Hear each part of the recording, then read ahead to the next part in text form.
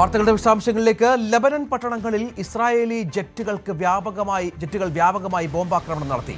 തലസ്ഥാനമായ ബെയ്റൂട്ടിന്റെ തെക്കൻ പ്രാന്തപ്രദേശങ്ങളിലാണ് രൂക്ഷമായ ആക്രമണം.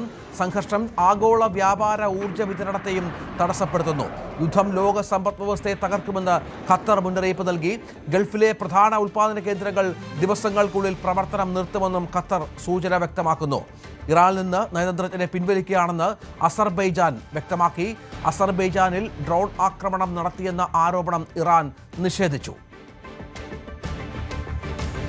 പശ്ചിമേഷ്യൻ യുദ്ധം ഇപ്പോൾ ഏറ്റവും പ്രധാനപ്പെട്ട വിവരം ലോക സമ്പദ് വ്യവസ്ഥയെ ബാധിക്കുന്നു. ഖത്തർ മുന്നറിയിപ്പ് നൽകുന്ന പശ്ചാത്തലമുണ്ട്. മനു ഭരത് ഏറ്റവും പുതിയ വിവരങ്ങളുമായി ചേരുകയാണ്. മനു, ഇപ്പോൾ നമ്മൾ ഈ യുദ്ധം അധിക നാൾ നീണ്ടുപോകില്ല എന്ന് വിചാരിച്ചു.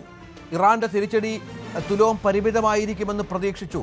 അമേരിക്കയും ഇസ്രായേലും ഏകപക്ഷീയമായി വിജയിക്കുമെന്ന് കരുതി. പക്ഷേ ഇപ്പോൾ യുദ്ധം അനന്തമായി നീളുന്ന പശ്ചാത്തലം. ഖത്തർ അടക്കമുള്ള ലോകത്തെ പ്രധാനപ്പെട്ട എണ്ണ ഉൽപ്പാദന രാജ്യങ്ങൾ ഗൾഫ് മേഖലയൊക്കെ നിശ്ചലമായാൽ നമുക്കറിയാം ഏറ്റവും അധികം ബാധിക്കുക ഏഷ്യൻ രാജ്യങ്ങളെ ആയിരിക്കും, സംശയമില്ല. അതിലേക്കാണോ കാര്യങ്ങൾ? ഇപ്പോൾ ഏറ്റവും ഒടുവിലായി പുറത്തു വരുന്ന വിവരം അനുസരിച്ച് സാമ്പത്തിക മേഖലയെ വലിയ ആഘാതം ഏൽപ്പിക്കും ഈ യുദ്ധം എന്ന കാര്യത്തിൽ തർക്കമില്ല. ഖത്തർ ഇത് സംബന്ധിച്ച ഒരു മുന്നറിയിപ്പ് രഞ്ജിത്ത് സൂചിപ്പിച്ചതുപോലെ നൽകിയിട്ടുണ്ട്. It will bring down economies of the world എന്നാണ് ഖത്തർ പറയുന്നത്. എല്ലാ സമ്പദ് വ്യവസ്ഥകളെയും ബാധിക്കുന്ന തരത്തിലേക്ക്, ലോകത്തെ എല്ലാ സമ്പദ് വ്യവസ്ഥകളെയും പ്രശ്നത്തിലേക്ക് നയിക്കുന്ന തരത്തിലേക്ക് യുദ്ധം മാറുന്നു എന്നാണ് പറയുന്നത്. ഇതിൽ ഒരു പ്രധാന കാര്യം ഖത്തർ വ്യക്തമാക്കുന്നത് ഗൾഫ് എനർജി എക്സ്പോർട്ടേഴ്സ് പ്രധാനമായും അവരുടെ പ്രവർത്തനം നിർത്തിവെക്കുന്നതിനെക്കുറിച്ചുള്ള ആലോചനകൾ നടത്തുന്നു എന്നതാണ്. വരും ദിവസങ്ങളിൽ അത് കൂടുതൽ രൂക്ഷമാകും. ഇത് എണ്ണയുടെ വില ബാരലിന് $150 ഉയർത്തും. ഈ എപ്പിക് ഫ്യൂറി എന്ന ഈ അമേരിക്കൻ ഓപ്പറേഷൻ ഏതാണ്ട് 3700 കോടി രൂപയുടെ ഒരു സാമ്പത്തിക നഷ്ടമാണ് ആദ്യത്തെ 100 മണിക്കൂറിൽ ഉണ്ടാക്കുന്നത് എന്ന കണക്കുകൾ പുറത്തു വരുന്നു. അതോടൊപ്പം തന്നെ ഇത് ഏറ്റവും പെട്ടെന്ന് പരിഹരിക്കാം എന്ന വിഷയം ഇത് നീണ്ടുപോകുന്നു എന്ന് വരുമ്പോൾ അത് ആശങ്ക പരത്തുകയും ചെയ്യുന്നു. ഖത്തർ നമുക്കറിയാം ലോകത്തെ രണ്ടാമത്തെ വലിയ ഒരു LNG ഉൽപ്പാദന കേന്ദ്രമാണ്. അപ്പോൾ സ്വാഭാവികമായും അങ്ങോട്ടേക്ക് ആക്രമണം വരുന്നൊരു സാഹചര്യത്തിൽ, പ്രത്യേകിച്ച് ഈ റാസ് ലഫാൻ കേന്ദ്രത്തിലേക്ക് ആക്രമണം വരുന്ന ഒരു സാഹചര്യത്തിൽ ഗ്യാസ് എക്സ്പോർട്ടുകൾ തടസ്സപ്പെടുന്നു. പ്രത്യേകിച്ച് യൂറോപ്പ് ഇതിൻ്റെ ഒരു പ്രതിസന്ധി നേരിടും. ഇത് തുടർന്നാൽ അത് ഏഷ്യൻ ബയേഴ്സിനും ഇത് വലിയ പ്രതിസന്ധി ഉണ്ടാക്കും, യൂറോപ്യൻ കസ്റ്റമേഴ്സിനും വലിയ പ്രതിസന്ധി ഉണ്ടാക്കും എന്ന് ഖത്തർ മുന്നറിയിപ്പ് നൽകുകയാണ്. അതേസമയം ഇപ്പോൾ ഏറ്റവും ഒടുവിലായി അസർബൈജാൻ അവരുടെ ഡിപ്ലോമാറ്റുകളെ ഇറാനിൽ നിന്ന് മാറ്റുന്നു. അതോടൊപ്പം ഈ ടെൽ അവീവിൽ ഇപ്പോഴും സ്ഫോടന ശബ്ദങ്ങൾ കേൾക്കുന്നുവെന്ന വിവരങ്ങൾ പുറത്തു വരുന്നു. ഇറാൻ്റെ ആക്രമണം രൂക്ഷമായി ടെൽ അവീവിന് നേരെ തുടരുന്നുവെന്നാണ് വിവരം. ഇന്തോനേഷ്യ അവരുടെ പൗരന്മാരെ ഇറാനിൽ നിന്ന് ദ്രുത വേഗതയിൽ അവിടെ നിന്ന് ഇവാക്യുവേറ്റ് ചെയ്യാനുള്ള ശ്രമങ്ങൾ ആരംഭിച്ചിരിക്കുന്നു. അവിടെ നിന്ന് ബാക്കി വന്നിട്ടുള്ള ഇന്തോനേഷ്യൻ പൗരന്മാർ ഇപ്പോൾ അവിടെ നിന്ന് മാറ്റുന്നതിന് വേണ്ടിയുള്ള ശ്രമം ആരംഭിച്ചിരിക്കുകയാണ്. 329 പേര് അവിടെ ഉണ്ട് എന്നാണ് ലഭിച്ചിട്ടുള്ള വിവരം. അവരെ വിദ്യാർത്ഥികളാണ്, കോമിലുള്ള വിദ്യാർത്ഥികൾ. അവരെ പെട്ടെന്ന് മാറ്റാനുള്ള ശ്രമം ഇന്തോനേഷ്യ ആരംഭിച്ചിരിക്കുന്നു. അപ്പോൾ ഇവാക്വേഷൻ നടപടികൾക്ക് പല രാജ്യങ്ങളും തുടക്കം കുറിക്കുന്നു. ലെബനൻ ഇപ്പോൾ ഒരു കീ ഫ്ലാഷ് പോയിൻ്റായി മാറുകയാണ്. അവിടെ വലിയ തോതിലുള്ള ആക്രമണം നടക്കുന്നു. ബെയ്റൂട്ടിലേക്ക് ഡ്രോണുകളുടെ ആക്രമണം നടക്കുന്നു. മാത്രമല്ല ഈ സംയുക്ത സേന അവിടെ നിന്ന് ശക്തമായ മിസൈൽ ആക്രമണവും നടത്തുന്നു എന്ന വിവരങ്ങൾ കൂടിയാണ് ഇപ്പോൾ പുറത്തു വരുന്നത്. ഈ ഘട്ടത്തിൽ ഇറാൻ അവരുടെ സർക്കാർ പ്രവർത്തനങ്ങൾ ഭാഗികമായി ആരംഭിക്കാനൊക്കെയുള്ള ഓഫീസുകളും സർക്കാരിൻ്റെ പ്രവർത്തനങ്ങളും ഭാഗികമായി ആരംഭിക്കാനൊക്കെയുള്ള നടപടികൾ ആരംഭിച്ചു എന്ന വിവരങ്ങൾ കൂടി പുറത്തു വരികയാണ്. ഏതായാലും സാഹചര്യം അതീവ രൂക്ഷമാകുന്നു.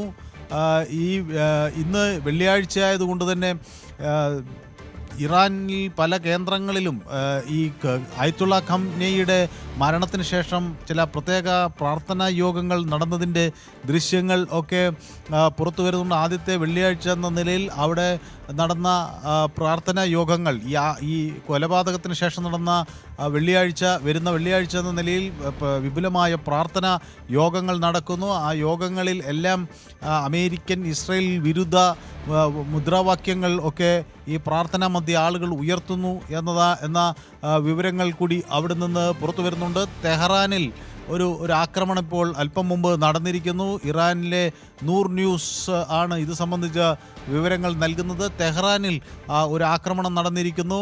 അവിടെ റെസിഡൻഷ്യൽ ഏരിയയിലാണ് ആക്രമണം നടന്നത്. സിവിലിയൻസിനെ ഈ ആക്രമണം ബാധിക്കാനിടയുണ്ട് എന്ന വിവരങ്ങൾ പുറത്തു വരികയാണ്. എമിറേറ്റ്സ് വ്യക്തമാക്കുന്നത് തങ്ങളിപ്പോൾ 30,000-ത്തിലധികം ആളുകളെ ദുബൈയിൽ നിന്ന് ഇവാക്യുവേറ്റ് ചെയ്യാനുള്ള ശ്രമം വിജയിച്ചു എന്ന് പറയുന്നു. ഏതാണ്ട് 30,000-ത്തോളം ഈ യുദ്ധം ആരംഭിച്ച ശേഷം 30,000-ത്തോളം യാത്രക്കാർ ദുബൈയിൽ നിന്ന് പുറത്തേക്ക് കടക്കാൻ സഹായിച്ചതായി എമിറേറ്റ്സ് ഇപ്പോൾ അവകാശപ്പെടുന്നു. ഇറാൻ ആർമി ഇപ്പോൾ വ്യക്തമാക്കുന്ന ഒരു കാര്യം, അത് കുവൈറ്റിലുള്ള അമേരിക്കയുടെ ഉടമസ്ഥതയിലുള്ള ഒരു ഓയിൽ ടാങ്കറിന് നേരെ ആക്രമണം നടത്തിയിരിക്കുന്നു എന്ന ഒരു സ്ഥിരീകരണം ഇറാൻ ആർമി നൽകുന്നു. വെസൽ കപ്പലിന് തീപിടിച്ചതായി ഉള്ള വിവരങ്ങൾ പുറത്തു വരുന്നു. അത് ഖത്തം അൽ അൻബിയ സെൻട്രൽ ഹെഡ്ക്വാർട്ടേഴ്സിന് സമീപത്താണ്.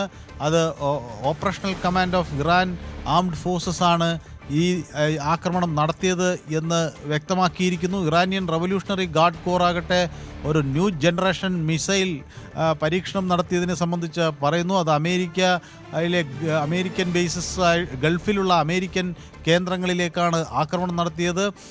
അതുപോലെ തന്നെ ബെൻഗുറിയോൺ എയർപോർട്ട്, ഹൈഫ, ടെൽ അവീവ് തുടങ്ങിയ കേന്ദ്രങ്ങളിലേക്കും പുതിയ തരം മിസൈലുകൾ ഉപയോഗിച്ച് ആക്രമണം നടത്തി എന്ന് IRGC വ്യക്തമാക്കുകയാണ്. ഇറാൻ ആകട്ടെ ചില എയർക്രാഫ്റ്റുകൾ അതിർത്തി കടക്കാൻ ശ്രമിച്ച ചില എയർക്രാഫ്റ്റുകളെ തടഞ്ഞതായി വ്യക്തമാക്കുന്നു. ഹോസ്റ്റൈൽ എയർക്രാഫ്റ്റ്സ് എന്ന പ്രയോഗമാണ് ഇറാൻ ഉപയോഗിക്കുന്നത്. ഇപ്പോൾ ശത്രുതാ മനോഭാവത്തോടു കൂടിയുള്ള വിമാനങ്ങൾ അവരുടെ ആകാശ വ്യോമാതിർത്തിയിലേക്ക് കടക്കാൻ ശ്രമിച്ചു. പ്രത്യേകിച്ച് മഷ്ഹാദ് നഗരത്തിന് മുകളിലൂടെ പറക്കാൻ ശ്രമിച്ച വിമാനങ്ങളെയാണ് ഇൻ്റർസെപ്റ്റ് ചെയ്തിട്ടുള്ളത് എന്ന വിവരങ്ങൾ പുറത്തു വരുന്നു. ലെബനനിലാണ് ഇപ്പോൾ ഏറ്റവും രൂക്ഷമായ പ്രതിസന്ധിയുടെ ഒരു സാഹചര്യം ഉള്ളത്. അവിടുത്തെ സർക്കാർ തന്നെ വ്യക്തമാക്കുന്നത് ലെബനൻ രൂക്ഷമായ സാഹചര്യങ്ങളിലാണ്. പ്രത്യേകിച്ച് ഈ വടക്കൻ മേഖലയിൽ ആക്രമണം നടന്നു. പക്ഷേ സദേൺ സബർബുകളിൽ കൂടുതൽ രൂക്ഷമായ ഒരു ആക്രമണം വരുന്നതിൻ്റെ വിവരങ്ങൾ ഇപ്പോൾ പുറത്തു വരികയാണ്. IRRC അതായത് international committee of red cross ലെബനനിൽ ചില സഹായങ്ങൾ നടത്തുന്നുണ്ട്, ആളുകളെ അവിടുന്ന് മാറ്റുന്നതിനും മറ്റുമായി. അപ്പോൾ ICRC international committee on red cross evacuation പരിപാടികൾ തങ്ങൾ നടത്തുന്നു എന്ന വിവരങ്ങൾ നൽകുന്നു. മാത്രമല്ല ഒരു എലിമെൻ്ററി സ്കൂൾ ടാർഗറ്റ് ചെയ്യുന്നതിനെ സംബന്ധിച്ച് ടെഹ്റാനിലെ ഒരു എലിമെൻ്ററി സ്കൂൾ ടാർഗറ്റ് ചെയ്യുന്നതിനെ സംബന്ധിച്ച് ചില ആക്ഷേപങ്ങൾ കൂടി ഇറാൻ മുന്നോട്ട് വയ്ക്കുകയാണ്. അപ്പോൾ കുട്ടികൾക്ക് നേരെ, സ്കൂൾ വിദ്യാർത്ഥികൾക്ക് നേരെ ഒക്കെ ഇത്തരം ആക്രമണങ്ങൾ നടക്കുന്നൊരു ഘട്ടത്തിൽ അത് ഒഴിവാക്കണമെന്ന ആവശ്യം ഇറാൻ മുന്നോട്ട് വയ്ക്കുന്നു. പ്രത്യേകിച്ച് ഇറാനിൻ്റെ പ്രസിഡന്റ് മൗസൂദ് പെഷ്കിഷ്യാൻ വ്യക്തമാക്കുന്നത് ഒരു കാര്യം, തങ്ങൾ അനുരഞ്ജനത്തിന് തയ്യാറാണ്. അപ്പോൾ പെസെഷ്കിയാൻ്റെ ഈ നിലപാട് നേരത്തെ തന്നെ ഇറാൻ പറഞ്ഞിട്ടുള്ള അനുരഞ്ജനങ്ങൾക്ക്, ഒത്തുതീർപ്പുകൾക്ക് തയ്യാറാണ് എന്ന നിലപാട് വ്യക്തമാക്കുകയും ചെയ്യുന്നുണ്ട്. തീർച്ചയായും. പക്ഷേ അപ്പോഴും നേരത്തെ പറഞ്ഞ പോലെ ട്രംപ് പറയുന്ന യുദ്ധം തുടരും, കരയുദ്ധത്തിൻ്റെ പോലും ആവശ്യമില്ല എന്ന് പറഞ്ഞു വെക്കുന്നതിന് പശ്ചാത്തലം വളരെ പ്രധാനപ്പെട്ട ഒന്നാണ്. മറ്റൊരു വാർത്ത, പശ്ചിമേഷ്യയിൽ ഇറാനുമായുള്ള സംഘർഷത്തിന് ശേഷം തങ്ങൾ ക്യൂബയെ ലക്ഷ്യം വെക്കുമെന്നാണ് ഡൊണാൾഡ് ട്രംപ് പറയുന്നത്. ക്യൂബൻ ഭരണകൂടം നിലവിൽ അമേരിക്കയുമായി ഒരു കരാറിലെത്താൻ ആഗ്രഹിക്കുന്നുണ്ട്. ഇത് സംഭവിക്കുമെന്ന് തന്നെയാണ് പ്രതീക്ഷ. പശ്ചിമേഷ്യയിൽ ഇറാനുമായുള്ള സംഘർഷം പരിഹരിക്കുന്നതിനാണ് ഇപ്പോൾ മുൻഗണന നൽകുന്നതെന്നും ട്രംപ് വ്യക്തമാക്കി. And you've been doing a fantastic job on a place called Cuba.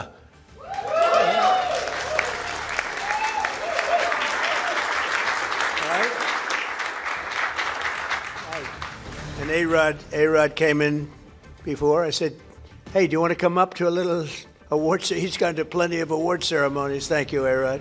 Big fan. But what's happening with Cuba is amazing. and we think that we want to finish this one first, but that will be just a question of time before you and a lot of unbelievable people are going to be going back to Cuba. Hopefully not to stay.